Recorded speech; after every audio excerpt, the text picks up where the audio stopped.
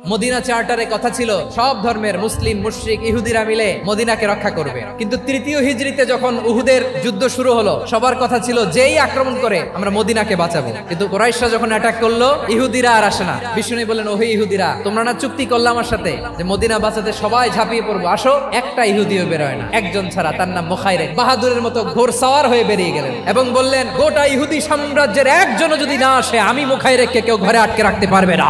বেরিয়ে আসলেন, এসে বললেন, আমি মুহাম্মদের পক্ষে যুদ্ধ করব, আমি মারা গেলে আমার সম্পদ আমার উত্তরাধিকারীরা পাবে না, আমার সম্পদ তোমরা মুহাম্মদকে দিয়ে দিবা। সুবহানাল্লাহ বলেন। উহুদের ময়দানে 70 জন মুসলমান শহীদ হলো। এই ইহুদি সেও মুসলমানের পক্ষে যুদ্ধ করে নিহত হলো। মুসলিমদের লাশের পাশে মুখাইরিকের লাশ দেখে বিশ্বনবী মুখাইরিকের প্রতি অনেক খুশি হলেন, আর বিশ্বনবী খুশি হয়ে বললেন, মুখাইরিক, যদিও তুমি ইহুদি তারপরে তুমি সব ইহুদিদের মধ্যে সেরা ইহুদি। পড়েন সুবহানাল্লাহ। আমার নবী ইহুদিকেও সম্মান দিতে কার্পণ্য করে নাই। আওয়াজ করে বলেন আল্লাহু আকবার।